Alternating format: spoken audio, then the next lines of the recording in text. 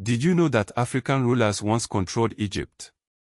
For centuries, a narrative has persisted that diminishes the contributions of African civilizations, portraying them as isolated and less advanced. But the truth is far more complex and awe-inspiring. From the ancient kingdoms of the Nile to the sophisticated societies of West Africa and the monumental architecture of the South, African empires shaped the course of history, leaving a legacy of innovation, trade, and cultural richness that continues to resonate today. This is the story of Africa's hidden empires. Let's start in the northeast, along the fertile banks of the Nile, where the kingdom of Kush flourished for millennia. Imagine around 2500 BC, the Khmer culture laid the foundation for a powerful civilization that rivaled its northern neighbor, Egypt. By 1070 BC, the kingdom of Kush had risen, with its capital at Napata. For centuries, Kushite rulers exerted their influence over the region, eventually conquering and ruling Egypt as the 25th dynasty from 744 to 656 BC. Under the leadership of pharaohs like Tahaka, Kushite art, architecture, and religion flourished, leaving an indelible mark on Egyptian culture. Later, the capital shifted to Meroe, where the Kushites developed their own unique script and continued to thrive until the 4th century CE, facing pressures that eventually led to its decline. Moving eastward, we encounter the kingdom of Aksum, a powerful state that dominated the Red Sea trade routes from the 1st to the 7th century CE. Located in present-day northern Ethiopia and Eritrea, Aksum controlled vital trade links between Africa, Arabia, India, and the Mediterranean world. By the 3rd century CE, Aksum was minting its own coins, a testament to its economic power and sophistication. In the 4th century, under King Ezana, Aksum embraced Christianity, becoming one of the first Christian kingdoms in the world. The Aksumite language, Guizi, became a literary language, preserving religious texts and historical records. Though its power waned by the 7th century, Aksum's legacy as a center of trade, culture, and Christianity endures. Westward, across the Sahara, lies the story of the Ghana Empire, also known as Ouagadougou, which flourished from the 6th to the 11th century CE. Centered in what is now southeastern Mauritania and western Mali, Ghana controlled the lucrative trans-Saharan trade in gold and salt. The Songhai-speaking elites amassed wealth and power by taxing merchants passing through their territory.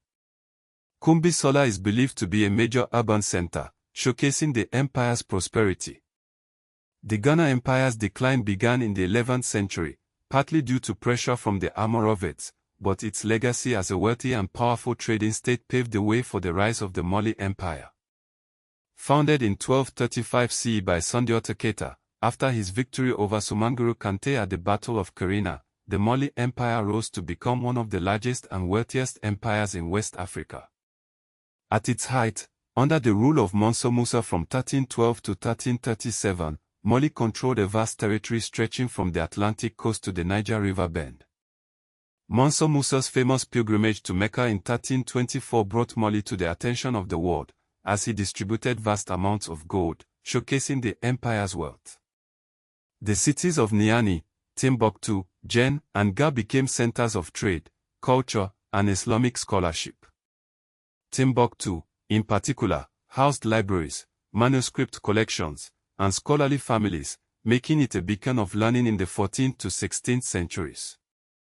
As the Mali Empire fragmented in the 15th century, another power emerged, the Songhai Empire. With its capital at Gao, the Songhai Empire expanded rapidly under Sunni Ali, who reigned from 1464 to 1492.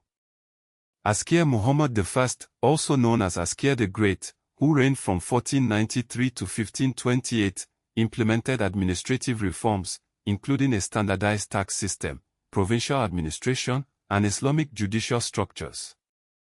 Gao, Timbuktu, and Jen continued to thrive as trade centers. The Songhai Empire reached its zenith in the late 15th and early 16th centuries, but its dominance was shattered in 1591 at the Battle of Tondebai, when Moroccan forces armed with firearms defeated the Songhai army, marking the end of Songhai as a major trans-Saharan power. Moving south, to present-day Zimbabwe, we find the ruins of Great Zimbabwe, a testament to the ingenuity and skill of its builders. From the 11th to the 15th century CE, Great Zimbabwe flourished as a center of trade and political power. Its massive dry stone walls, constructed without mortar, are a marvel of engineering. The site is linked to the Indian Ocean trade, with gold and ivory being major exports. Great Zimbabwe likely served as the capital of a powerful elite who controlled regional trade and cattle wealth. Further west, in present-day northern Angola, Western Democratic Republic of the Congo, and Republic of the Congo Kingdom emerged in the late 14th century. Its capital, Mbanza Congo, became a center of trade and diplomacy. The Congo Kingdom had its first major contact with the Portuguese in 1483. Under King Zinga Nkuwu and later Afonso I, the Congo embraced Christianity, which became a tool for diplomacy and statecraft. However, the relationship with Portugal was also marked by conflict over slavery and foreign interference. The Congo Kingdom stands as a significant example of an African state navigating the challenges of early Atlantic contact. In present-day southern Nigeria, the Benin Kingdom rose to prominence, known for its bronze casting, royal court art, and highly organized urban polity. Its origins are traditionally associated with the 11th century, but its expansion and state formation strengthened later. Benin City, the capital, flourished, particularly from the 15th to the 17th centuries. The Benin bronzes, intricate castings using the lost wax technique, document court history, rank, warfare, ritual, and foreign contact. Portuguese contact began in the late 15th century. Tragically, the British punitive expedition of 1897 led to the looting and burning of much of Benin City, scattering its treasures across the world. To the northwest, in present-day southwestern Nigeria, the Oyo Empire emerged as a major power, known for its cavalry-based military strength. Reaching its peak in the 17th and 18th centuries, the Oyo Empire controlled a vast territory and developed a highly structured monarchy with checks from elite institutions. However, internal conflict and external pressures led to its decline in the late 18th and early 19th centuries.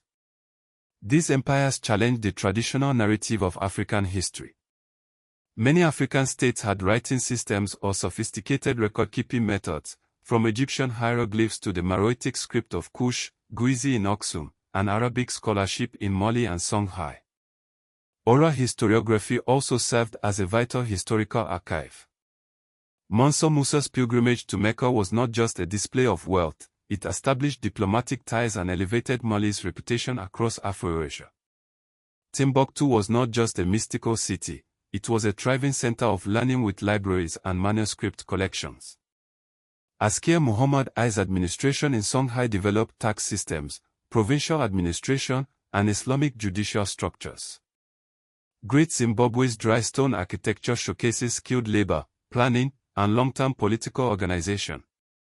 Benin's bronze work was among the most technically advanced in the world. Congo rulers used Christianity strategically, but also faced conflict over sovereignty. These are just a few examples of the rich and complex history of African empires. By uncovering these untold stories, we can gain a more accurate and nuanced understanding of Africa's contributions towards civilization.